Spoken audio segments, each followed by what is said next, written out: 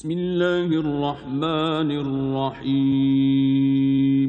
In the name of Allah, the Beneficent, the Merciful. سبحان الذي أسرى بعبده ليلا من المسجد الحرام إلى المسجد الأقصى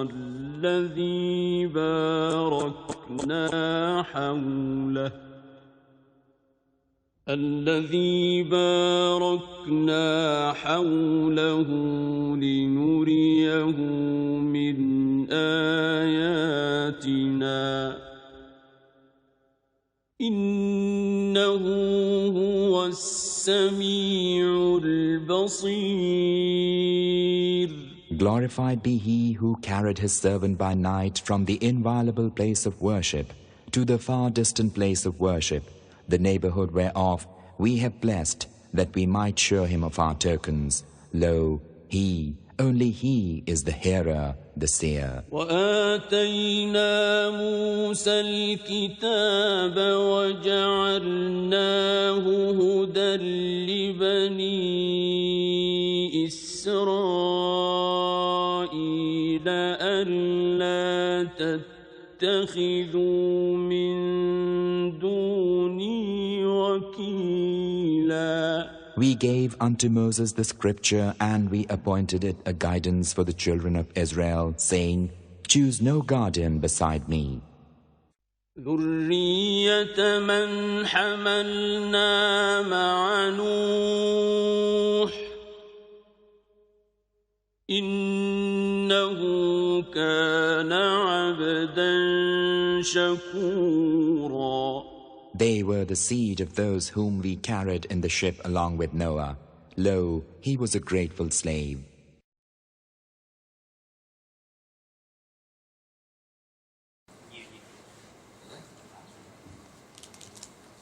Bismillah ar-Rahman ar-Rahim. Alhamdulillahi Rabbil Alameen. Wassalatu wassalamu ala sayyidil mursalin Muhammad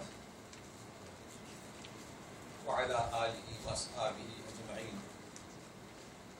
آج کا ہمارا درس شروع ہو رہا ہے سورت کے آغاز سے، جس کے دو نام ہیں. ایک ہے اسراء، یہ اوپر سورت پہ لکھا ہوا ہے، حمزہ نیچے ہے. جب حمزہ نیچے ہو تو اسے پڑھا جائے گا اسراء، اگر حمزہ اوپر ہے تو اسراء. یہ نام ہے. پہلی آیت دیکھیے، سبحان الذی اسراء، آیت میں حمزہ اوپر ہے تو اس کا نام ایک کیا؟ اسراء، نہ کہ اسراء. دوسرا نام بنی اسرائیل، آیت نمبر 2، ہدی لبنی اسرائیل. تو یہ دو نام ہیں. بنی اسرائیل اس لیے نہیں کہ پوری صورت پر بنی اسرائیل کا ذکر ہے، نہیں، بلکہ بنی اسرائیل کا ذکر ہے. اور اسراء اس لیے کہ اس میں اسراء کا ذکر ہے. تو اسراء کسے کہیں گے؟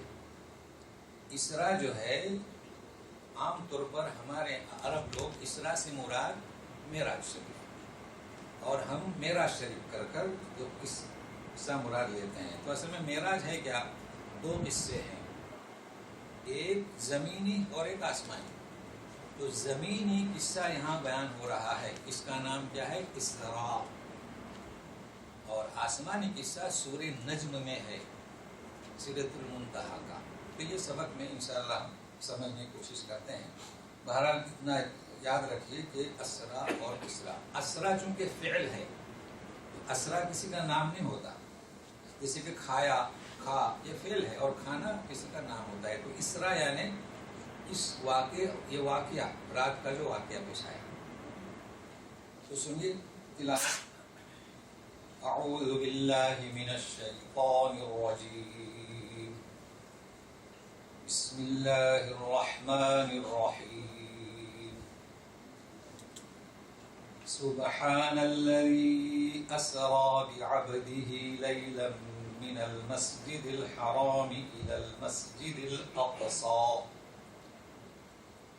الذي باركنا حوله لنريه من آياتنا إنه هو السميع البصير.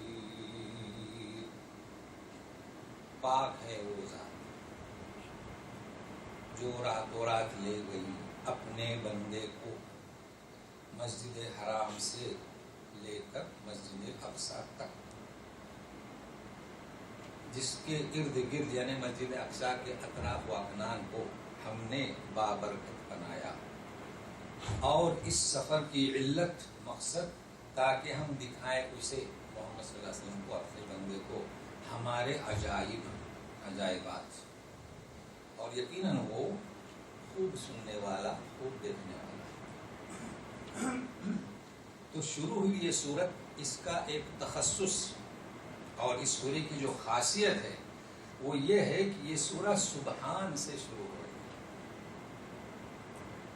تو آج کا جو درس ہوگا، ابتدائی درس سبحان پر ہوگا، پھر دوسرا اسرا پر، پھر تیسرا عبدہ پر، پھر چوتھا مسجد حرام، مسجد اقصی، پھر پانچواں بارکنا حولہ، پھر چھٹا آیاتنا ہمارے عجائب، پھر ساتواں انہ هو السمیع البصیر۔ اب ہم کہاں تک پہنچتے ہیں، یہ تو آپ حضرات کی دلچسپی اور اللہ کی توفیق۔ تو سبحان کے بارے میں آپ کو بتاتا ہوں۔ ہم سبھی کہتے ہیں سبحان اللہ، کہتے ہیں نا، سبحان ربی العظیم، سبحان ربی الاعلی، تاکہ اعلی، چونکہ آپ یہاں تجویدی بھی مشق کر رہے ہیں۔ آپ جانتے ہیں مکاتب دینیہ، جو چھوٹے چھوٹے مکاتب ہیں، اور مدارس دینیہ اور عصری مکاتب دینیہ، چونکہ آج کل اسکولوں، ہائی اسکولوں میں بھی دینیات پڑھائی جاتی ہے۔ لیکن توجہ رکھیے میرے ساتھ، ان مکاتب اور مدارس اور اسکولوں میں اس سبحان پر اتنی تعلیم دی جاتی ہے جو ہلکی پھلکی سی رہتی ہے۔ سبحان کا مطلب کیا؟ سبحان اللہ، اللہ پاک ہے۔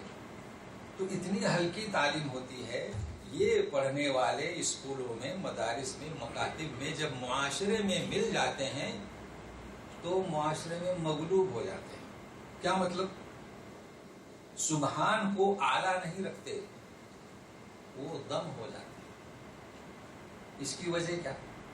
اس کی وجہ یہ کہ سبحان کے بارے میں ایسی مستحکم معلومات ہونی چاہیے، قوی یقین کہ کسی بھی گندے معاشرے میں جائیں یہ غالب ہو کر رہیں، نہ کہ مغلوب۔ اب یہ دیکھ رہے ہیں کہ مدارس سے فارغ ہونے والے شرک، بدعت، رسومات، خرافات میں مائل ہوتے ہیں۔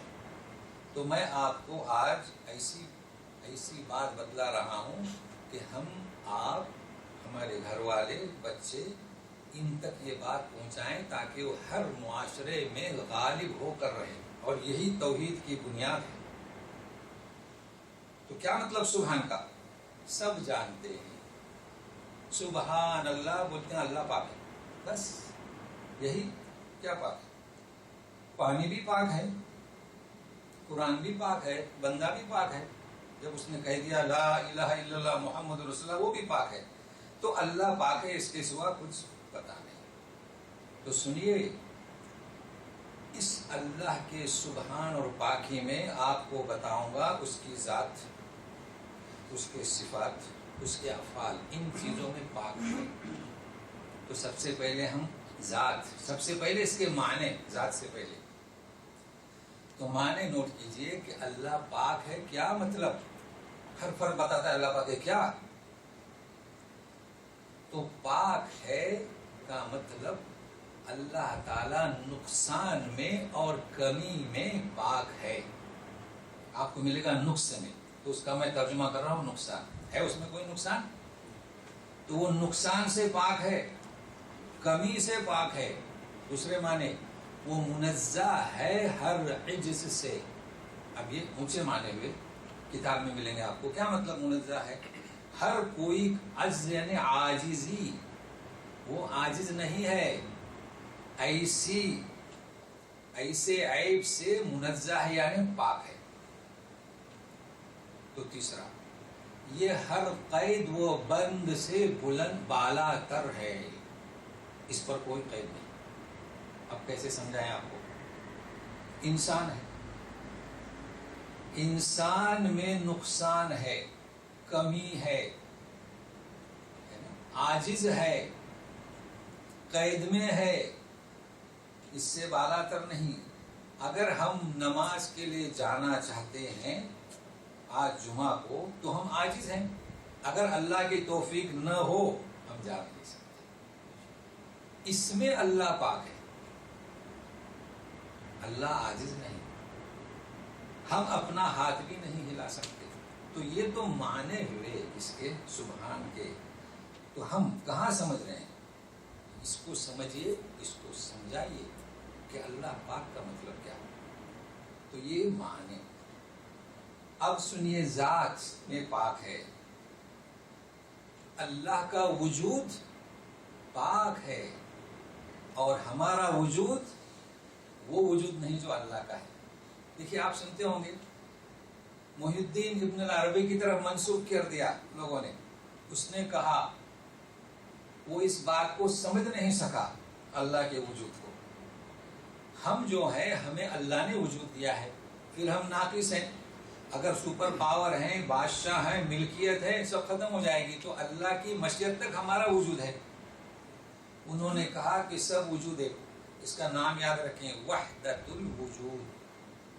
تو وہ کہتے ہیں، میں نقل کر رہا ہوں تاکہ سمجھا کتابوں میں جب آئے، اللہ بھی اللہ اور میں بھی اللہ،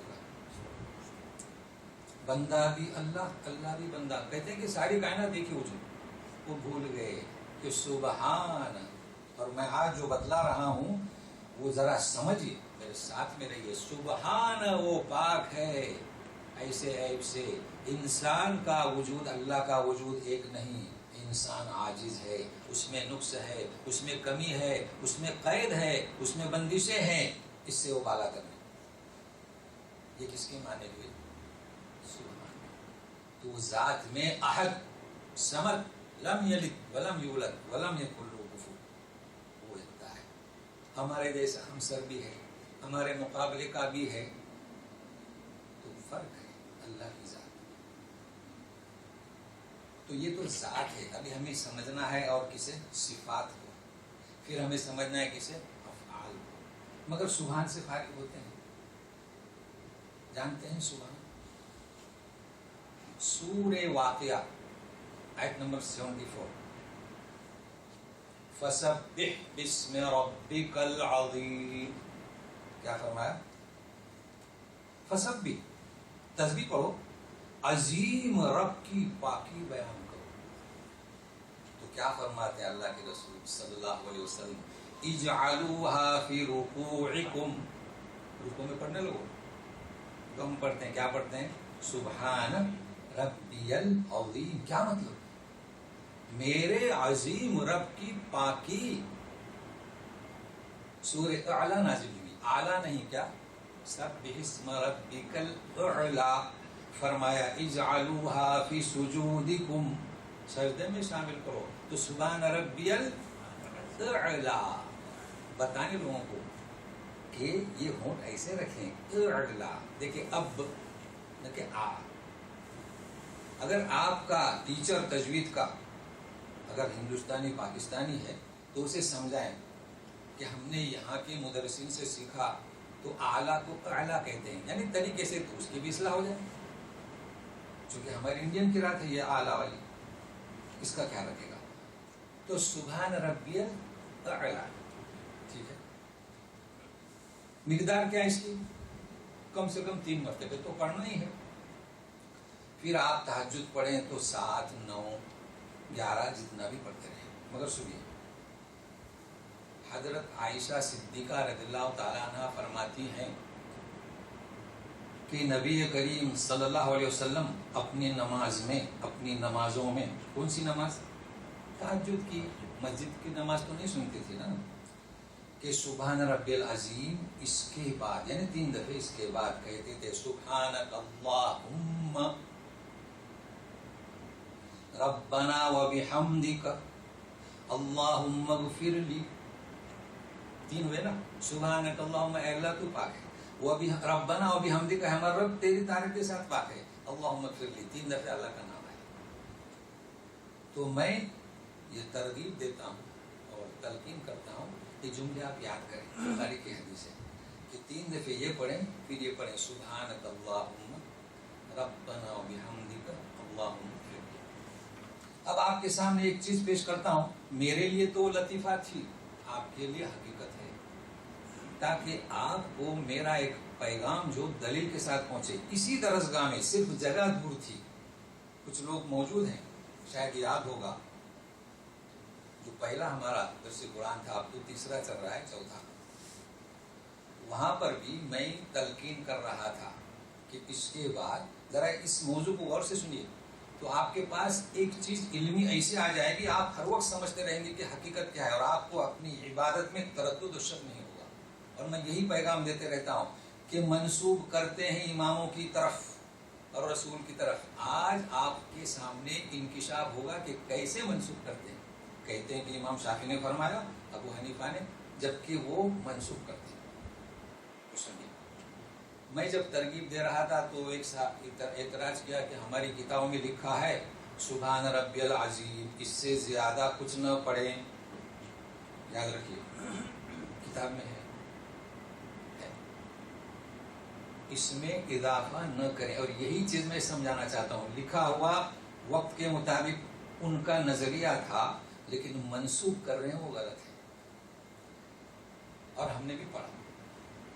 मैं बार बार कहता हूं, अभी वो पैगाम तक पहुंचा नहीं, लेकिन मैं पैगाम देता हूं दूसरा, कि जिसे तजवीद कुरान सही पढ़ना है वो तजवीद सीखे। बरिवायत हफ्स अगर वो पढ़ चुका है, अगर बरिवायत हफ्स में मजबूती चाहते हो तो बरिवायत शोबा अन हफ्स पढ़े, वरना फिर रात को समझेंगे दिन आएगा तो ना, काला कब समझेंगे, गोरा हो तो पुस्ता कम नहीं होगी। तो फिका हनफी पढ़ेंगे तो शाफी भी पढ़िए तो समझ में आएगा।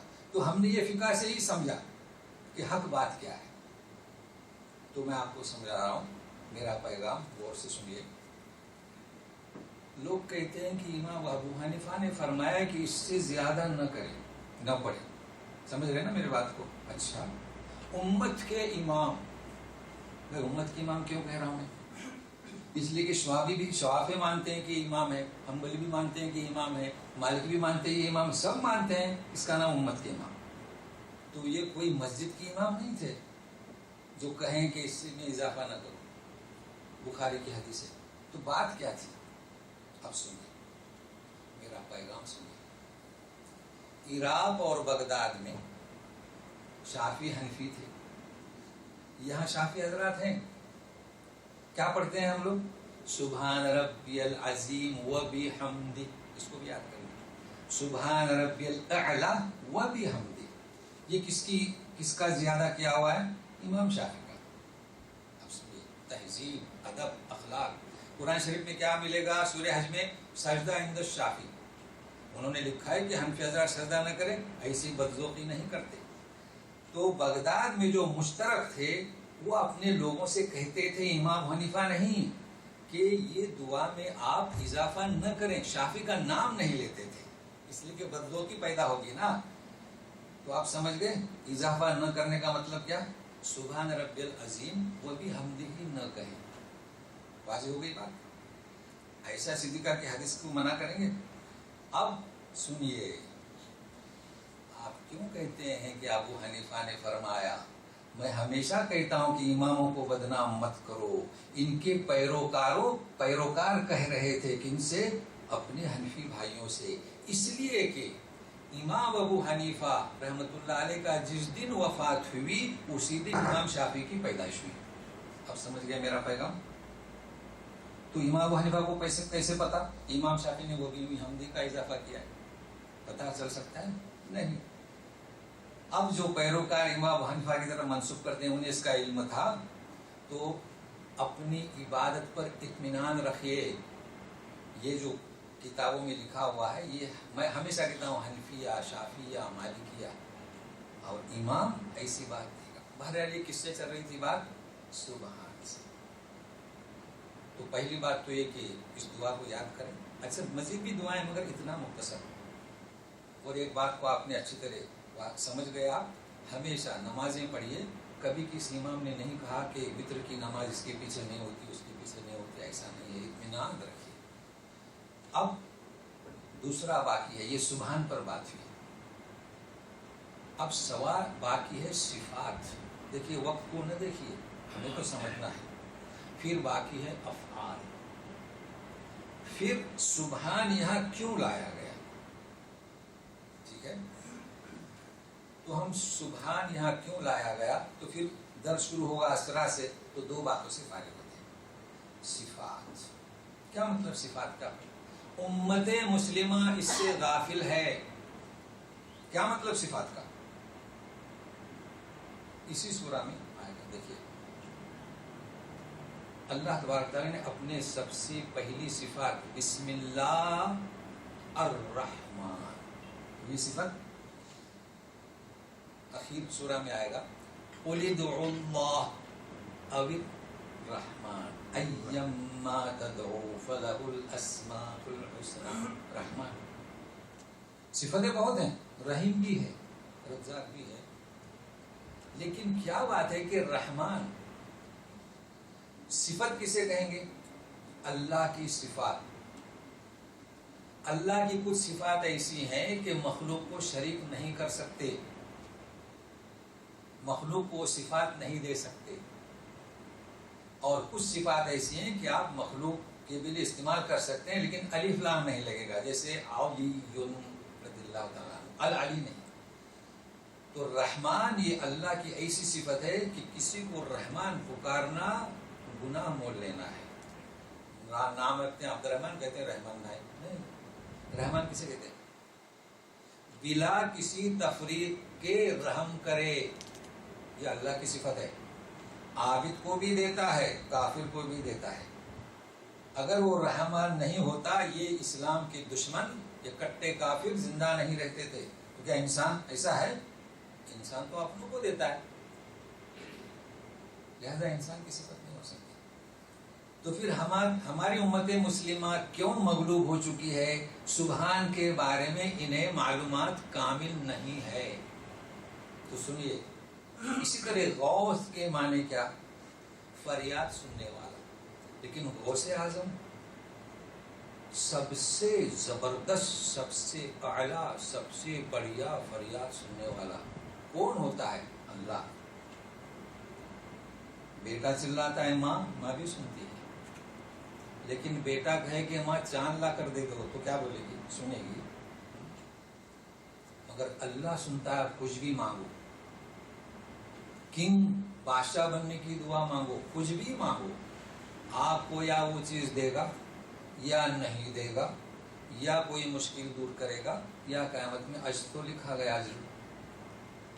تو پھر یہ کیا بات ہے کہ سبحان کے معنی معلوم نہیں؟ غوث اعظم جیلانی کو دے دیا رقم. کیا مطلب؟ سبحان کہاں ہے؟ کیوں نہیں پڑھاتے؟ پڑھایا کیوں نہیں جاتا سبحان کو؟ اچھا، مشکل کشا، سارے مشکلات کو حل کرنے والا کون ہے؟ صرف اللہ. کسے دے دیا؟ دستگیر، مشکلات میں ہاتھ پکڑنے والا کون؟ اللہ. کسے دے دیا؟ داتا، سب کچھ دینے والا. اچھا، سورہ منافقین میں وَلِلَّهِ خَزَائِنُ السَّمَاوَاتِ وَالْأَرْضِ، سارے خزانے کا مالک کون ہے؟ اللہ ہے. پھر کہتے ہیں کہ گنج بخش، خزانوں کو لٹانے والا. اس کے پاس آیا کہاں سے گنج؟ گنج کے معنی خزانہ، بخش یعنی لٹانے والا. تو یہ صفات جو ہیں غیروں کو دیے ہیں. اللہ کی صفات میں کسی کو شریک کرنا شرک ہے، اور صرف اللہ کبھی معاف نہیں کرتا. تو ایسا کیوں ہو رہا ہے؟ کیونکہ سبحان کے معنی ہم نہیں جانتے، غافل ہیں. تو اس کو آپ اپنے اہل و عیال تک، اس پیغام کو اپنے احباب تک پہنچائیں. آپ کو یہ شروع درس کرنے سے پہلے ایک اور بات بتاؤں. امام بخاری نے اپنی بخاری میں اس سبحان سے شروع کی ہے. کیا فرماتے ہیں؟ کلمتان خفیفتان علی اللسان ثقیلتان فی المیزان حبیبتان الی الرحمن. دو کلمے ایسے ہیں کہ بہت ہلکے ہیں زبان پر، بہت بھاری ہیں ترازو پر، بہت محبوب ہیں رب پر. کیا ہے سبحان اللہ وبحمدہ سبحان اللہ العظیم۔ ہم اس مجلس میں تھے ختم بخاری میں اور اب بھی رہتے ہیں، لیکن ہونا یہ چاہیے تھا کہ تبرک سبحان کا بتلایا جاتا۔ تو تبرک کس کا بتاتے ہیں؟ امام بخاری کا۔ 250 طالب علم ہیں تو بخاری کا ختم کر کے پھونک مارتے ہیں، 250 فیملی میں پانی پہنچ جاتا ہے، جبکہ تبارک الذی بیدہ الملک وہ بابرکت ذات ہے۔ تو امام بخاری نے صحیح حدیث کوٹ کی کہ یہ جو کچھ میں نے کتاب لکھی ہے سبحان، مگر اب استعمال اس کا صحیح نہیں ہو رہا ہے، بلکہ یہ بتلایا جاتا ہے کہ امام بخاری جو ہے وآخرین منہم لما یلحقوا بہم، سورہ جمعہ کیا آئے تھے کہ تمہارے ساتھ صحابہ کے ساتھ دوسرے بھی مل کر آئیں گے۔ تو امام بخاری آئے ملے، کن سے ملے؟ عربوں سے ملے، عربوں سے سیکھا، ذالک فضل اللہ۔ مگر کیا بتایا جاتا ہے کہ امام بخاری قرآن کو سمجھے، تو ہم بھی سمجھے۔ کون؟ قرآن کہاں اترا؟ مکے میں، سمجھا کہاں گیا؟ جانتے ہیں آپ، کہنے کی ضرورت نہیں۔ تو سبحان پر ہونا کیا چاہیے تھا؟ سبحان کی حقیقت، سبحان کی ماہیت کو بتانا چاہیے تھا۔ مگر افسوس کہ آج بھی تو ہم تو دعا کریں گے، مگر کہاں سے دعا کریں؟ اس پیغام کو سننے کے لیے دیکھیے ہلکے پھلکے لوگ ہیں جی، تو ہلکے پھلکے کلمات ہیں تو سنیے۔ اب کیا رہا؟ افعال باقی رہا نا، سنیے دیکھیے سورہ شورى میں یخلق ما یشاء یہب لمن یشاء اناثا من یشاء ذکورا یزوجہم ذکرانا و اناثا یجعل من یشاء عقیما۔ اللہ کے فعل ہیں فعال لما یرید، وہ جو چاہتا ہے وہ کرتا ہے، کسی کو لڑکے، کسی کو لڑکیاں، کسی کو دونوں، کسی کو بانس۔ یہ فعل تو اللہ کے ہیں، پھر کیا بات ہے؟ پھر داتا کون؟ وہ فعل کیسے کریں گے؟ وہ آپ کو لڑکا کیسے عنایت کریں گے؟ تو یہ افعال میں تو اتنی چیزیں میں نے سبحان پر بیان کیا۔ میری طبیعت چاہتی تھی کہ میں حق بات کو پہنچاؤں، لیکن اس کے باوجود بھی سوالات ہو سکتے ہیں، آپ پوچھیے، آج نہیں واٹس ایپ پر پوچھیے۔ اب ہم شروع کرتے ہیں، اب تیار رہیے۔ سبحان سے اس سورہ کو کیوں شروع کیا؟ پہلے اس کی اہمیت کو جانیں۔ اگر میں اچانک شروع کرتا نہیں، سبحان سے کیوں شروع کیا کہ اللہ پاک ہے؟ آیت سورہ نمبر 36، آیت نمبر بھی 36 اتفاق سے، سبحان الذی خلق الازواج کلھا، پاک ہے وہ ذات ہر چیز کے جوڑے بنائے، ٹھیک ہے؟ مما تنبت الارض، زمین اگاتی ہے اس کے بھی، ومن انفسہم، اپنی جانوں میں بھی، ومما لا یعلمون، جو ہم نہیں جانتے۔ تو کیا معلوم ہوا کہ سبحان ایسے وقت میں استعمال ہوتا ہے جب کچھ عجیب چیز پیش کی جا رہی ہے۔ تو ہر چیز کے جوڑے اللہ نے بنائے، زمین سے بھی بنائے، اور تم ان چیزوں کو نہیں جانتے۔ تو اس پر مختصر یہ ہم جانتے نہیں۔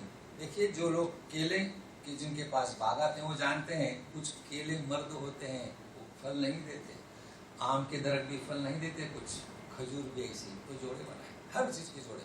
چلیے ہم کیا نہیں جانتے، کچھ چیزیں منکشف ہو رہی ہیں۔ یہ لائٹ ہمارے سامنے لگی، اس میں کتنے کرنٹ ہوتے ہیں؟ جوڑا ہوا کہ نہیں ہوا؟ کہتے ہیں کہ ایک کھینچتا ہے ایک دھکیلتا ہے، جی دو ہیں اس میں، جی آپ جانتے ہیں۔ اسی لیے فرمایا کہ وَمِمَّا لَا يَعْلَمُونَ۔ تو کہنا یہ چاہتا ہوں کہ سبحان یہاں اس لیے لایا گیا کہ کوئی خرق عادت واقعہ پیش آنے والا ہے۔ خرق عادت کسے کہتے ہیں؟ خرق عادت ایسا کہ بشر کی طاقت سے اوپر۔ دوسرا، جو اصول اللہ نے بنائے ہیں اس اصول سے مختلف، چونکہ پہلے میں بتلا چکا ہوں۔ سبحان کے معنی وہ کسی قید و بند سے بالا تر ہے۔ آپ کو مکہ جانا ہے تو پیدل جائیے، یا سائیکل پر، یا اسکوٹی پر، یا گاڑی پر۔ اڑ کر جا سکتے ہیں؟ نہیں۔ مگر اللہ تبارک تعالیٰ کے ہاں کوئی قید و بند نہیں، وہ بالا تر ہے۔ تو اب ایسا واقعہ پیش آنے والا ہے، اس کو اپنی قوت پر کیا منحصر نہ کریں، اس لیے سبحان لایا گیا۔ اور وہ واقعہ کون سا؟ معراج کا. اصل معراج سے مراد ہمارے یہاں وہی لیتے ہیں نا پورا قصہ، اس لیے میں کہہ رہا ہوں معراج، بلکہ کہنا چاہیے اسرائیلی زمینی سفر. تو وہ بھی واقعہ پیش آیا، اس نے سنا. تو اب سنیے کہ خرق عادت واقعہ پیش آنے والا ہے. وہ واقعہ کیا اب سنے گا. الذی، جو اسرا. اب اسرا کو سمجھنا ہے، ذرا تیار رہیے. اسرا کے معنی کیا؟ دیکھیے میں معنی صرف کرتا نہیں، وہ تو بھول جائیں گے. معنی فٹ رہے، کبھی نہ بھولیں، اس کی کوشش کرتا ہوں. تو ابھی تھوڑی دیر کے لیے اسرا کے معنی جو ہے لغت میں، لغت کے معنی رات کو گیا. کیا معنی اسرا کے؟ رات کو گیا. ٹھیک. ذہب کے معنی کیا؟ گیا. اب تو ذہب استعمال نہیں ہوتا. وین راہ فلاں پوچھتے نا آفس میں، تو ذہب کے بجائے راہ. تو راہ کے معنی کیا؟ گیا. تو اسرا میں اور ذہب میں فرق کیا؟ اور راہ میں، راہ اور ذہب میں کبھی بھی گیا پوچھنا پڑے گا متا راہ لیل نہار. اور جب اسرا آپ نے کہا تو پوچھیں گے نہیں وہ رات کو گئے. تو یہ اسرا کی کیا خصوصیت ہے کہ رات کو گئے. ایک بات. اب دوسری بات نوٹ کریں. چلیے سورہ بقرہ آیت نمبر 17. ذہب اللہ. اب آپ لغت سے معنی کیا کریں گے؟ اللہ گیا، یہی کریں گے نا. اب چلیے آگے، چونکہ اسرا کے معنی سمجھے. آگے ہے بنورہم. اب کیا معنی کریں گے؟ با کیا کہتا ہے کہ گیا نہیں، لے گیا. کسے لے گیا؟ منافقین کے نور کو. اب اس کو آپ تبدیل کر دیں، اچھا کر لیا. ٹھیک ہے، سمجھ گئے نا. با. اب یہاں آئیے، اسرا کے معنی رات کو گیا، لیکن با اب کیا کریں گے؟ رات کو لے گئے. ہو گئے معنی، اب نہیں بھولیں گے نا. تو اسرا کے معنی کہ رات کو گیا، اور بال آیا تو رات کو لے کر گیا. تو سبحان الذی اسرا بعبدہ. اسے لے گیا؟ اپنے بندے کو رات کو لے گیا. اچھا، ترجمہ ملے گا رات کے ایک حصے میں، یا راتوں رات. دیکھیے آگے ہے، کہاں ہے پڑھیے. لیلم کیا ہے؟ تو کیا مانے؟ رات کے ایک حصے میں لے گیا. ٹھیک ہے، اب ایک ایک لفظ کو سمجھتے ہیں، تاکہ میں نہیں چاہتا کہ آگے جائیں پھر پیچھے آئیں، الا کوئی بات رہ جائے. اسرا کے معنی رات کے ایک حصے میں لے گیا. کسے لے گیا؟ تو دیکھیے اپنے بندے کو. کہاں سے کہاں تک؟ مسجد حرام سے مسجد اقصیٰ تک. ٹھیک ہے نا. اب سوال یہ کرتے ہیں لوگ کہ جب ہم نے کہا کہ سبحان، وہ پاک ہے، وہ قید اور بند سے بالا تر ہے، تو رات کے کچھ حصے میں کیوں لے گیا؟ ایک لمحہ بھر میں کیوں نہیں مشاہدہ کروایا؟ کیا جواب دیں گے؟ صحیح ہے نا. جب ابھی ہم نے کہا کہ وہ حج سے پاک ہے، نقصان سے پاک ہے. ہاں تو سنیے، وہ تو ایک لمحے میں کیا کن فیکون. نبی کریم صلی اللہ علیہ وسلم کو ایک لمحے میں مسجد اقصیٰ، جنت، دوزخ سب مشاہدہ کرا سکتا تھا. مگر اللہ تبارک تعالیٰ جب بندے کو مشاہدہ کراتے ہیں تو وہ عاجز نہیں ہے. بندہ اس بات کا متقاضی ہے، اس بات کا محتاج ہے بشریت کہ اسے ان باتوں کو سمجھنے کے لیے، ان واقعات عجائبات کا مشاہدہ کرنے کے لیے کچھ وقت درکار ہے. اس لیے رات کا کچھ حصہ. تو بات واضح ہو گئی. ان کے اعتراض کا جواب دیں. لکھا ہوا ہے کہ کیوں. اچھا، اب دوسرا سوال، یہ رات کو کیوں لے گیا، دن کو کیوں نہیں؟ اعتراض تو کرتے رہتے ہیں ہمارے لوگ بھی، اب بھی ہیں، اپنی تفسیروں میں بھی لکھا ہوا ہے. اچھا، دن کو لے گئے. اللہ تو دن کو بھی لے جا سکتا تھا اور رات کو بھی، لیکن رات کا پرسکون ماحول اس بندے کو مشاہدے کے لیے معین و مددگار ہو سکتا تھا، اور رات ہی میں ان چیزوں کا مشاہدہ کر سکتا تھا، اس لیے رات کو. اب کوئی جواب ہے؟ تو یہ مسئلہ بھی حل ہو گیا. اچھا، اب سوال یہ آتا ہے کہ وہ لے گیا. افسوس، لوگ کہتے ہیں لے گیا. ٹھیک ہے نا، کا کلمہ ایسا ہے کہ سارے معتذرین کے اعتراضات کا جواب ہے. آپ جب پڑھیں گے قصہ تو ہمارے مفسرین جیسے محی الدین عربی تو اپنا ہے، کہتے ہیں کہ یہ جو لے گیا وہ بیداری میں لے گیا کہ نیند میں لے گیا. اچھا، پھر بیداری میں لے گیا تو صرف روح گئی یا جسم بھی گیا؟ یہ 3 پہلو ہیں. اب ان کا جواب کیا دیں گے؟ اگر روح کو لے گیا اللہ تو یہ فرماتے ہیں کہ اپنے بندے کو لے گیا. بندہ کب ہوتا ہے؟ جب روح اور جسم ایک ہوتا ہے. اچھا، خواب میں گیا، ٹھیک ہے. اب بھی لکھتے ہیں لوگ کہ نہیں یہ خواب میں معراج ہوئی، چونکہ سبحان کے معنی معلوم نہیں. سبحان کے کیا؟ افلا تعقلون، سمجھنا نہیں چاہتے. دیکھیے میں دور نہیں لے جاتا آپ کو، اسی میدان میں سمجھاتا ہوں. اسی میدان اگر نبی کریم صلی اللہ علیہ وسلم یہ فرماتے کہ میں رات کو خواب میں مسجد اقصی دیکھ کر آیا تو کوئی جھٹلاتا؟ ہاں، یہاں پر دلیل ہے، جھٹلاتا کوئی؟ تو آپ نے کیا فرمایا؟ اسری بھی، مجھے لے جایا گیا، عرج بھی، مجھے بلند کیا گیا.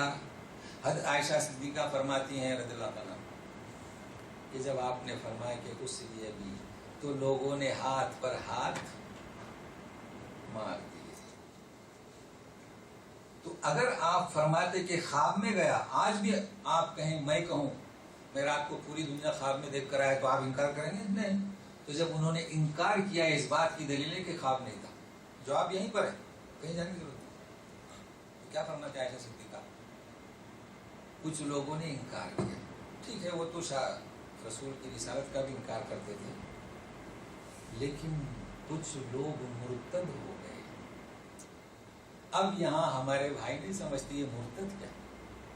کہتے ہیں کہ صحابہ مرتد کیسے ہو گئے؟ بھائی ہم سمجھ نہیں رہے.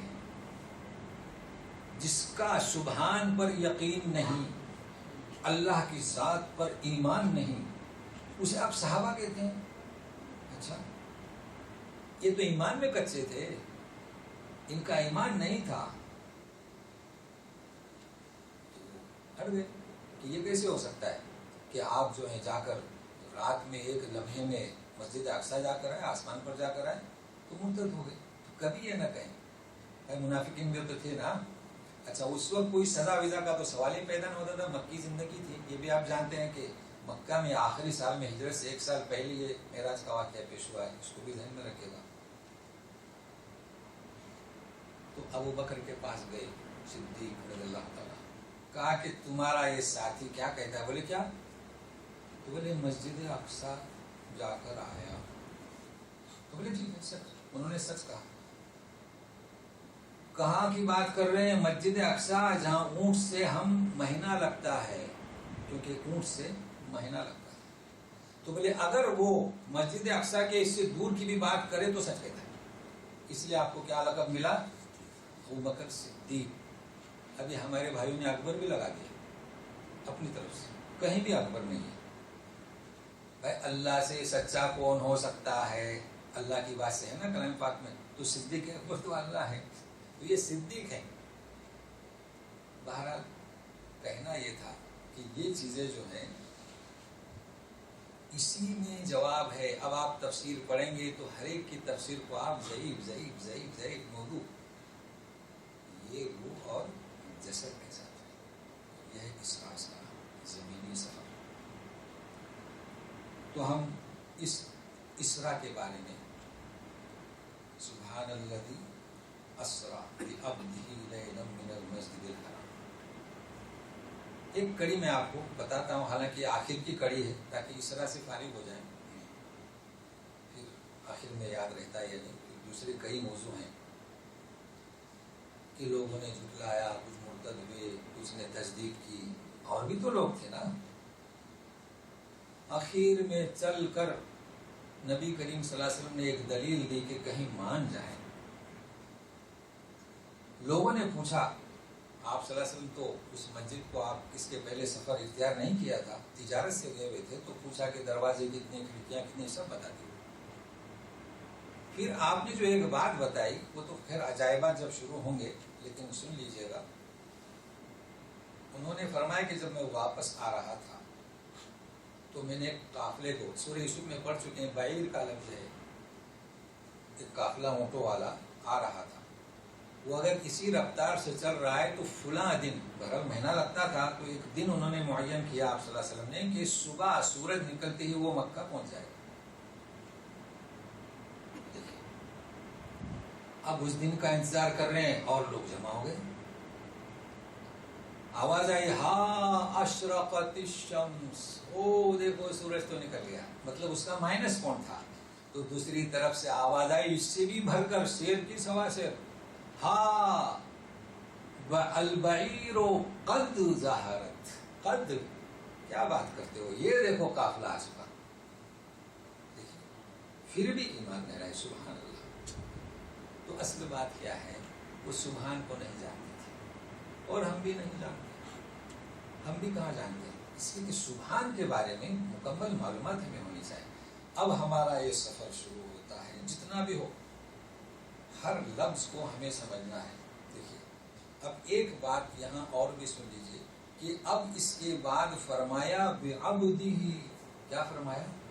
عبدہ، اپنے بندے کو۔ اب ترجمہ کیا کریں گے؟ بندہ ہی کریں گے۔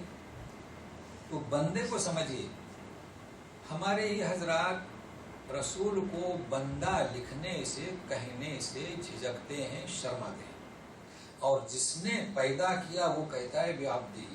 کلام پاک میں کئی آیتیں ہیں، تو پہلے عبد کے معنی جانیے۔ عبد اللہ یعنی اللہ کا بندہ، اور عبد المطلب یعنی مطلب کا غلام،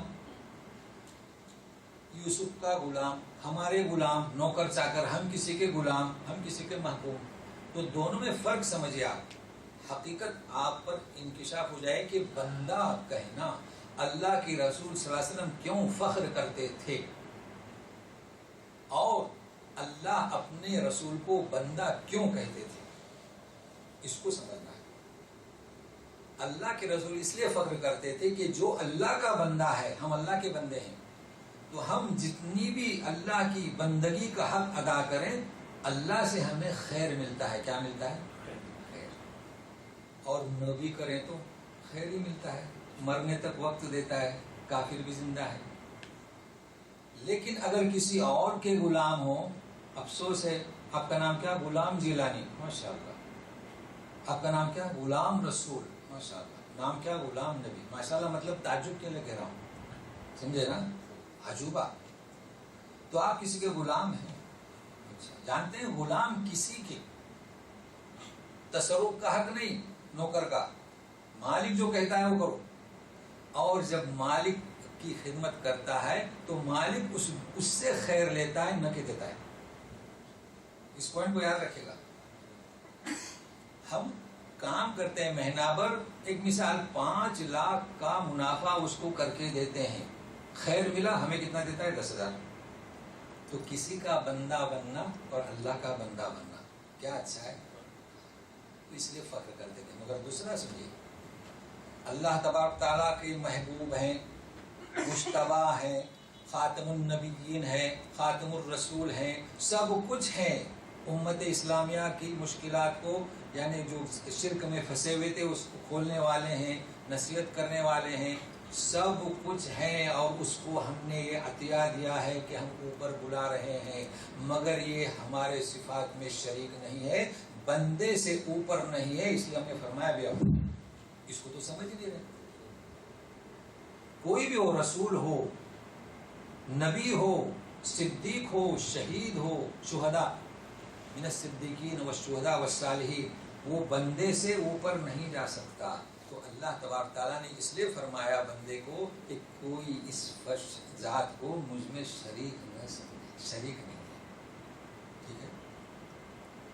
اچھا، اس لیے ہم نے کیا، اس بندے کو لے گئے، کہاں لے گیا اللہ تعالیٰ؟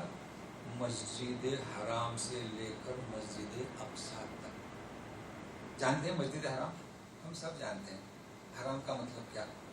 حرام کا مطلب یہ کہ وہاں پر کئی مباح چیزیں منع ہے. اقصا کا مطلب کیا؟ دیکھیے سورہ نجم میں ہے ثم کیا دنا فتدلا قاب قوسین او ادنا، یعنی جبریل امین کا تذکرہ ہے سورہ نجم میں. تو اس میں جبریل امین جو ہے تیر کمان جو ہوتے ہیں نا اس کے قریب تھے، او ادنا اس سے بھی زیادہ قریب. تو قریب کی ضد اقصا، دور. ہاں نہیں اقصا اپوزٹ نہیں، اقصا قاف اور صاد یہ جیسے یہاں یہ اقصا ہے نا دور. اقصا کے معنی دور اور ادنا کے معنی قریب. تو حمزہ کا مخرج یہ اقصائے حلق منہ سے دور اور غین خا کا ادنا منہ سے قریب. تو مسجد حرام سے دور تھی مسجد اقصا. کیا مطلب اقصا کا؟ دور. ہم کہتے ہیں مقدس کہتے ہیں نا، کوئی کہتا ہے مقدس، کوئی کہتا ہے قدس. اس کے معنی ایک ہے لیکن اقصا کی یہ معنی نہیں. اقصا معنی کے معنی کیا؟ دور کی مسجد. یہ خیال رکھیں. البتہ اس سے مراد وہی ہے مقدس مسجد. بیت المقدس ہے، بیت المقدس ہے، لیکن اقصا کے معنی کیا؟ دور. تو مسجد حرام سے دور کی مسجد لے گیا. ٹھیک ہے. تو ابھی اس میں ہمیں کیا سمجھنا ہے؟ بہت کچھ چیزیں سمجھنا ہے. ساتھ میں رہیے میرے. اپنے وقت کے اندر مسجد حرام کیا، مسجد اقصا کیا، پھر مسجد کا ثواب میں فرق کیوں لوگ بھول جاتے ہیں. کہتے ہیں کہ حرم میں 1 لاکھ، تو مسجد نبوی میں کتنا کہتے ہیں لوگ پتہ نہیں. 1 لاکھ بھی کہتے ہیں، 10,000 بھی کہتے ہیں. تو آج اس کی حقیقت کو منکشف کریں گے تو آپ کو پختہ معلوم ہو جائے گا کہ یہ کیا ہے بات. لیکن وقت ساتھ دے تو سب سے پہلی بات یہ کہ یہ مسجد حرام سے مسجد اقصا تک کیوں لے گئے؟ سوال ہے نا بھائی. حرم سے اوپر چلے جاتے ہیں. ذرا سوچیں، غور کریں اس پر. انہوں نے لکھا ہے سوال مگر اس کا جواب بھی ہے. کیا ضرورت تھی؟ ایک روٹ تھا، مسجد اقصا گئے. ابھی تو ہم نے قصہ شروع نہیں کیے، صرف یہ سوال ہے. پھر وہاں اپنے نمازیں وغیرہ جو تھی تمام انبیاء کے ساتھ، پھر سدرۃ المنتہا تشریف لے گئے، پھر سدرۃ المنتہا سے مسجد اقصا، پھر مسجد اقصا سے. ایسا کیوں؟ سمجھنے کے لیے بہت آسان ہے. ہم یہ پلین اڑاتے ہیں، ہوا میں اڑاتے ہیں. کیا اس سے کہتے ہیں کہ جاؤ کہیں بھی جاؤ، کس طرف بھی اڑو؟ نہیں. اس پر پابندی ہے اتنی فیٹ پر جانا، اور فیٹ پر جانے کے بعد اپنے مرضی سے نہیں. روٹ بنا ہوا ہے، زمین پر بھی روٹ بنا ہوا ہے، یہاں سے اڑو. تو پھر یہ تو عالم بالا ہے، فرشتے ہیں، جنات ہیں. کچھ جنات تو ہوا میں ہی رہتے ہیں. تو اللہ تبارک تعالیٰ کا بھی کیا بنا ہوا ہے؟ روٹ. انبیاء کے اوپر وحی الہی نازل ہونے کا ایک راستہ بنا ہوا ہے. ورنہ حرم بھی، حرم سے لے کے اوپر عرش تک فرشتے طواف کرتے ہیں، آپ جانتے ہیں. لیکن بیت المقدس اور چیز ہے. اس کیا امتیاز کیا ہے؟ اکثر انبیاء نے وہاں نمازیں پڑھیں، اکثر انبیاء نے نمازیں پڑھائیں، اکثر انبیاء پر وحی الہی نازل ہوئی. کہاں؟ اقصا مقدس. عیسیٰ ابن مریم بھی کہاں نازل ہوں گے؟ اقصا. تو یہ اہمیت ہے اقصا کی. اسی لیے حشر کا میدان کہاں قائم ہوگا؟ اسی سرزمین پر. میں کیا بات، یہ تو ہمارے انڈین مسئلہ ہے عرفات میں. سمجھ رہے اس چیز کو؟ تو جواب ان کا کیا ہے کہ اس جگہ کو اللہ نے اختیار کیا، اس لیے وہاں لے گئے. یہ تو صرف ابھی اعتراض ہے، اس کا میں جواب دے رہا ہوں، ابھی تو باقی ہے. تو لے گیا کہاں؟ مسجد حرام سے مسجد اقصا تک. ٹھیک ہے، یہ سوال کا جواب. اب سنیے، الذی بارکنا حولہ، اس کے ارد گرد ہم نے برکتیں دے رکھی ہیں. تو برکت کیا؟ یہ بھی باقی ہے، تاکہ ہم دکھائیں ہمارے عجائبات یہ باقی ہے. اور ابھی مسجد حرام اور مسجد اقصا کو سمجھنا باقی ہے. تو کیا بیان کروں؟ میرے خیال سے مسجد سے فارغ ہوتے ہیں. آپ جانتے ہیں حدیث شریف میں کہ مکہ میں جو نماز پڑھے گا اور ایک نماز کو کتنا ثواب ملے گا؟ 1 لاکھ. لوگ کہتے ہیں 1 رکعت. 1 رکعت نہیں، 1 نماز جی، یا فجر کی یا ظہر کی یا عصر کی. اور مسجد نبوی میں 1 لاکھ جی. وہ لوگ بولتے ہیں 10,000، وہاں حدیث لکھی ہوئی ہے، کیونکہ سبحان کے معنی میں. لیکن آج میں آپ کو ایسی چیز بتا رہا ہوں، اگرچہ 5 منٹ زیادہ ہو جائیں، اس بات کو ختم کرتے ہیں. مسجد کی بیت المقدس میں کتنی، آپ لوگ کیا کہتے ہیں، مقدس ہی کہتے ہیں نا، یا مقدس یا قدس؟ مسجد اقصی کتنی؟ 5. یہ فرق کیوں؟ پھر ہم غلطی کیوں کر جاتے ہیں؟ سنیے سورہ آل عمران 96، ان اول بیت وضع للناس للذی ببکۃ، کعبہ شریف سب سے پہلا گھر. ابو ذر غفاری پوچھتے ہیں بخاری کی حدیث، یا رسول اللہ ایو مسجد وضع للناس اولا، کیا پوچھتے ہیں؟ وہاں تو بیت ہے نا، اللہ کا گھر، پہلی مسجد تو بولے کعبہ. ثم ایون بولے بیت المقدس، بعد کم سنہ بولے 40 سنہ. اس کو ذہن میں رکھیے، یہ جو میں بتانا چاہتا ہوں آپ تو آپ کے سمجھ میں آئے گا. تو یہ مسجد کا مسئلہ ہی آج اختتام کو پہنچاتے ہیں. اب آپ غور سے سنیے، مسجد ایک کعبہ یعنی کعبۃ اللہ کی جگہ کس نے اختیار کی؟ اللہ نے. کس نے اختیار کی؟ اللہ تبارک تعالیٰ نے. اے فرشتوں اس جگہ کعبۃ اللہ تعمیر کرو، بن گیا. بعد میں پھر کس نے؟ ابراہیم علیہ السلام نے، مگر انہیں جگہ بتلائی گئی. ٹھیک ہے،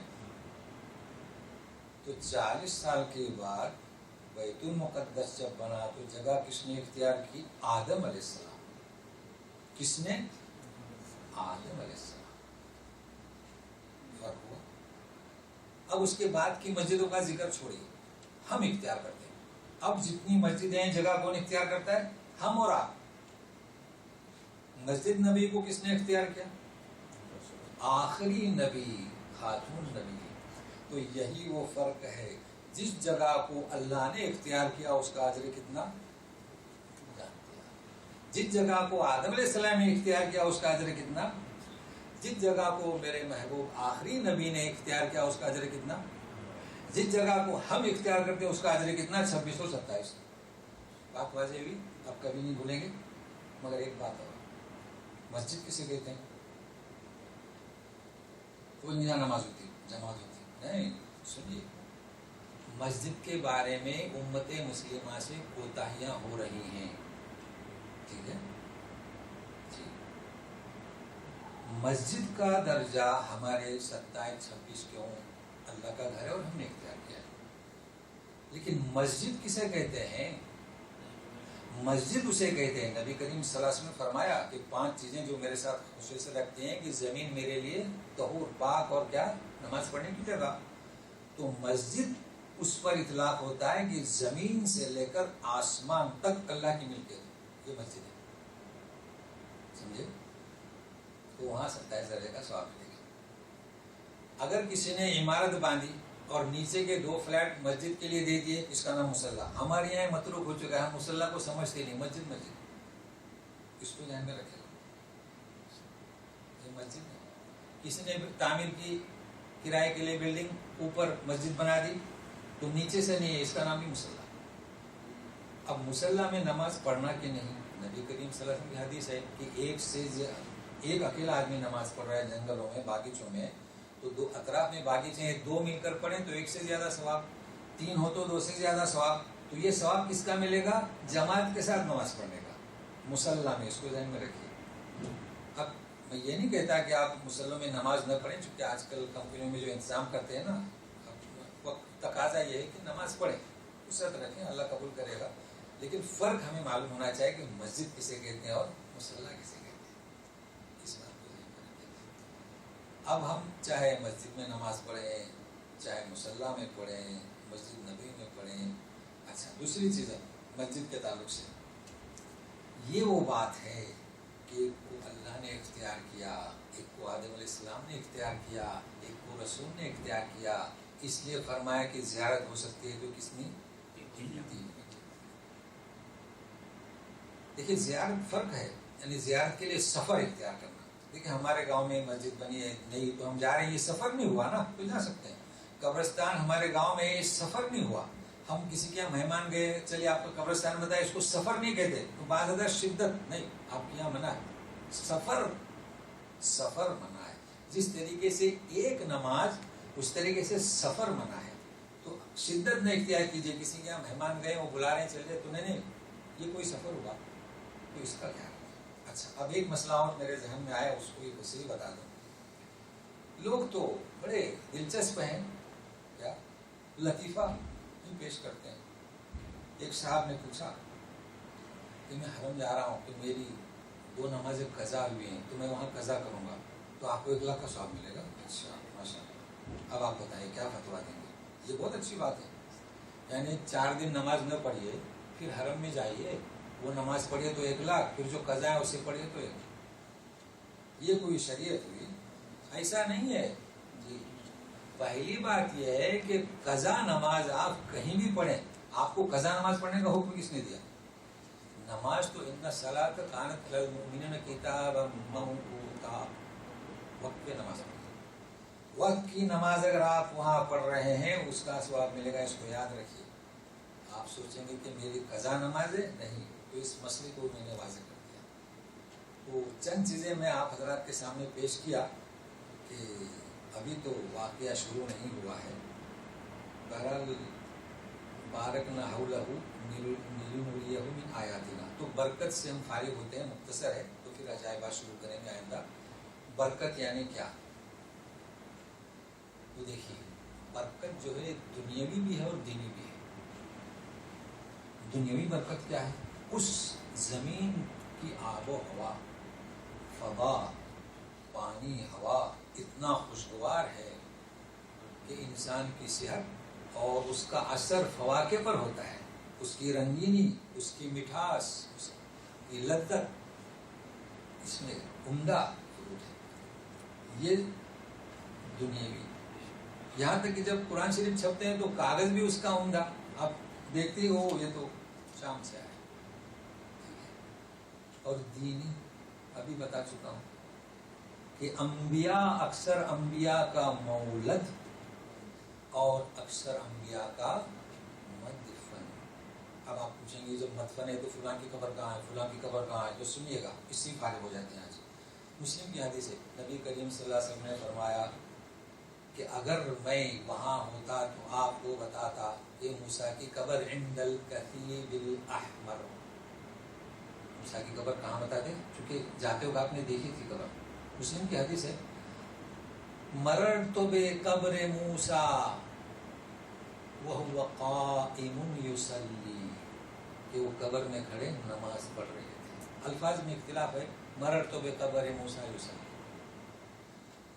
تو آج جو ہے صرف قبر کہاں، باقی وہ نماز پڑھ رہے تھے، وہ آئندہ چونکہ عجائب آدمی اس پر رکھتے ہیں.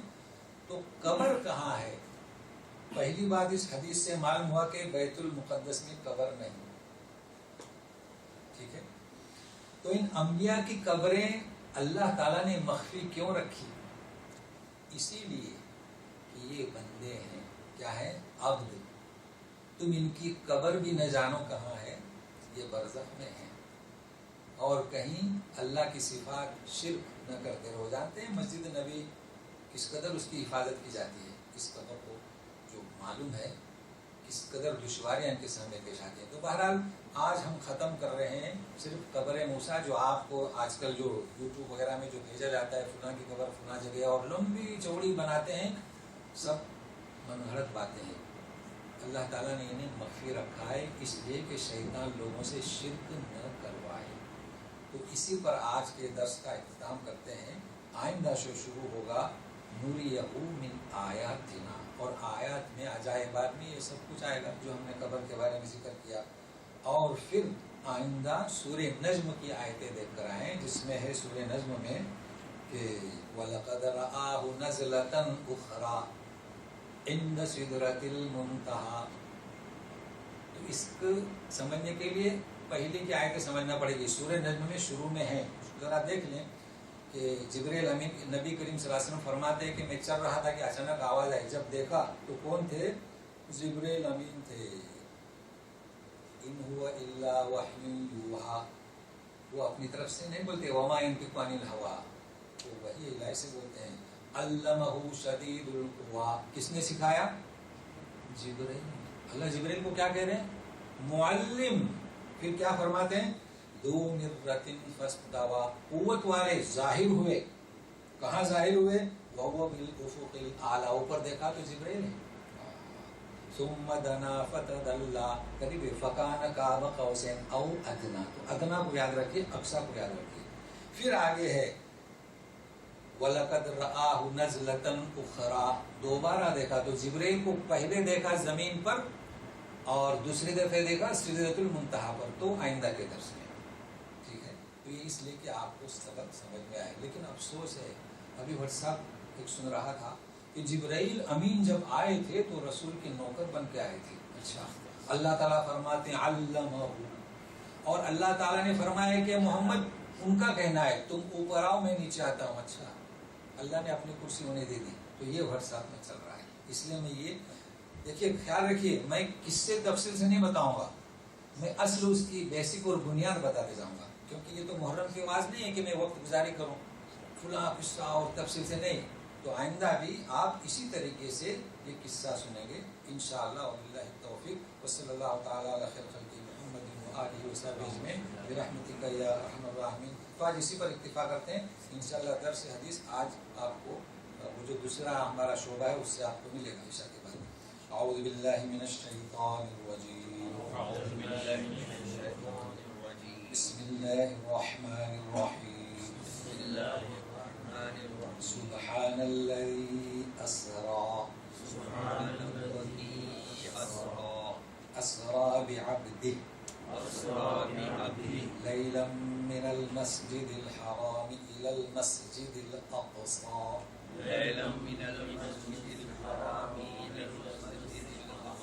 الذي باركنا حوله لنريه من آياتنا إنه هو السميع البصير. سبحانك اللهم وبحمدك أشهد أن لا إله إلا أنت أستغفرك وأتوب إليك. تو آئندہ وقت سے پہلے حاضر ہونے کی کوشش کیجیے، اپنے ساتھیوں کو لائیے تاکہ معراج کا آسمانی سفر اس کے عجائبات سنیں. جی، جیسے سفر میں ہم مسجد جیسے بتا رہے زیارت کے لیے مدینہ کوئی آدمی جو ہے نا نیت کرتا میں اجمیر جانے کی، اس میں کیا فرق ہے؟ ہاں، اس میں فرق ہے کہ اجمیر جانے کی اگر آپ نے نیت کی تو یہ شرک ہوا، چونکہ آپ نے اجمیر شریف کو ان کے جو وہاں جو دفن ہے ان کو آپ نے اہمیت دی. صفات میں کیوں جا رہے وہاں؟ تو سفر تو ناجائز ہے. اللہ کے رسول صلی اللہ علیہ وسلم نے فرمایا کہ صرف 3 مسجد ہے بس، تو سفر تو ناجائز ہے. اب جو لوگ سفر کو جاتے ہیں وہ چھوٹا عمرہ کرنے کے لیے جاتے ہیں، اور جو لوگ سفر کو جاتے ہیں وہ داتا گنج بخش سمجھ کر جاتے ہیں. شرک ہے. بات مسجد کی ہے نا سر، خبر نہیں ہے، یہ لوگ خبر پہ جا رہے ہیں. آپ بات مسجد کی ہے، ہاں، بات مسجد کی ہے، خبر پہ جا رہے ہیں. وہ قبر پہ جا رہے ہیں، وہ تو قبر ہے. اسی طرح کا اور ایک سفر بھی 10 دن 40 دن کا جماعت اسلامی والے کرتے ہیں جانے کا سفر. جماعت اور 40 دن کی سفر میں جاتے ہیں. نہیں، یہ تو ہم سفر ابھی سعودیہ میں بھی ہم سفر کر کے آتے ہیں نا، مسجد کے لیے سفر یعنی کسی مسجد کو دیکھنے کے لیے. باقی مطلق سفر تو تجارت کے لیے تو ہو سکتا ہے نا. نبی کریم صلی اللہ علیہ وسلم بھی سفر اختیار کیا. سفر کی نفی نہیں ہوئی ہے. کس کی نفی ہوئی ہے؟ 3 مسجدوں کو سفر اختیار کر سکتے ہیں دیکھنے کے لیے، زیارت کے لیے. واضح ہو گئی نا بات؟ عید کے لیے بھی جو جاتے ہیں، اس کے لیے چلے کے لیے بھی جو جاتے ہیں. چلہ بھی مسجد میں نہیں آتا ہے. چلہ مسجد میں نہیں آتا ہے نا، وہ سیکھنے کے لیے جاتے ہیں یا دعوت دینے کے لیے جاتے ہیں. اس میں کافی فرق ہے، چونکہ وہ جاتے ہیں. صحابہ کرام بھی گئے کہ ان کی جو باتیں ہیں وہ کمزور نہیں. صحابہ کرام بھی گئے تو وہ بھی جاتے ہیں تبلیغ پہنچانے. جیسے کہ آپ جب مجھ سے کہیں کہ آپ ہمارے یہاں آئیے، لوگ دعوت دیتے ہیں کہ ہمارے یہاں آئیے، تو میں سفر اختیار کروں کس کے لیے؟ پیغام پہنچانے کے. آپ کا پیغام، آپ کا انداز ہم چاہتے ہیں. تو یہ سفر ناجائز نہیں. تو ان کا بھی سفر یہ سفر ہے، کیونکہ ہم کیا ہر جماعت کو اس کا حق دیں. اس میں کوئی گنجائش اس نہیں کہ ہم انہیں کہیں کہ 40 دن اور آپ غلط کام کریں. بالکل صحیح ہے. اور کچھ تو بہرحال مسجد اقصی کی تعمیر جناتوں نے کی تھی نا، وہ سلیمان علیہ السلام کے زمانے میں. اچھا، تعمیر میں ایک چیز اس میں دیکھیے، تعمیر کا مطلب کیا؟ Second repair. ہاں، یہ خیال رکھنا. اچھا، آپ نے پوچھا جگہ اختیار کس نے کی؟ آدم علیہ السلام نے. تو پہلی مسجد بنی. ہاں، تب انہوں نے مسجد بنایا. جیسے کہ خانہ کعبہ کس نے تعمیر کیا؟ ابراہیم علیہ السلام نے. مگر میں نے کیا کہا؟ فرشتوں نے، اللہ تعالیٰ نے. تو یہ سیکنڈ، ہاں یہ سیکنڈ کی بات ہو رہی ہے. بہت تھوڑا اچھا سوال کیا، لیکن ابھی تو باقی ہے، مگر اچھا سوال کیے کہ میں نے ثواب کے حصے بنایا. آپ کے اس میں اعتراض آیا ہے کہ سلیمان علیہ السلام نے جناتوں نے جو کب تعمیر کی اور سلیمان علیہ السلام نے سیکنڈ کیا. تو پہلے آدم علیہ السلام نے ترتیب میں مسجد کی صاحب بتا جی اللہ نے اختیار کیا، پھر آدم علیہ السلام نے اختیار کیا، پھر نبی صلی اللہ علیہ وسلم نے اختیار کیا. لیکن ثواب میں ایک ہی ترتیب نہیں، اصل میں رسول میں فرق ہے نا. آدم علیہ السلام رسول میں فرق آ گیا. نہیں تو وہ تو ہر ایک دیکھیے اللہ تعالیٰ نے ایک امتیاز دیا مسجد نبی کو، چونکہ مسجد نبی اب کس دیکھے وہ انبیاء کا قبلہ اس کا، لیکن کون سی شریعت کا؟ دیکھے بہت اچھا سوال کیا انہوں نے کہ شریعت موسوی، عیسوی اور حضرت یحییٰ زکریا یہ قبلہ ہم کہتے ہیں اول.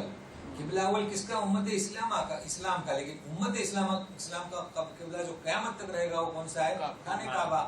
تو اس کے جو ہے رائج کرنے والے کون؟ مسجد نبی، اس لیے اس کا ثواب زیادہ رکھا گیا. سمجھ رہے نا؟ نہیں تو پھر فرق کیسے ہوگا؟ اور یہ یہودیوں کو ایک قسم کی لتاڑ ہے کہ تمہارا درجہ اب منصب تمہارا ختم ہو گیا. اصل یہ چیز ہے، لیکن ہم چونکہ ایسا نہیں دیتے. اصل ان کا فریضہ منصبی منتقل ہو چکا تو ثواب میں فرق ہونا چاہیے. اچھا آپ کو سوال کیا، لیکن ابھی سوالات پورا قصہ ہونے دیں پھر رکھیں. چلیے اور پوچھ سکتے ہیں، کوئی بات نہیں، تاکہ کچھ باتیں حل ہو جائیں. جیسے آپ نے پوچھا ابھی تعمیر اس نے جناتوں نے کی، بہت اچھا ہے. تو سمجھ رہے ہیں نا چیز کو. چلیے آئندہ آ جائیے. اقصی کا مطلب بڑی مسجد نہیں ہے، دور. اقصی کے معنی ہوتے ہیں دور. اقصی و ادنا. ہاں ادنا کے معنی قریب. وہ استعمال ہوتا ہے، یہ ادنا چیز وہ استعمال ہوتا ہے، لیکن لغت کے اندر ادنا کے معنی قریب اور اقصی کے معنی دور. البتہ ہم استعمال یہ کہ ادنا سی چیز دی، حقیر چیز دی، تو استعمال ہوتا ہے عرفی معنی. جی بہت اچھا تھا کہ عرف میں استعمال ہوتا ہے. اب جیسے انہوں نے کہا نا کہ عکس کے سے کہیں گے اپوزٹ. اپوزٹ تو سامنے بھی ہوتا ہے نا، تو اقصی کے معنی اپوزٹ کے نہیں، اقصی کے معنی دور.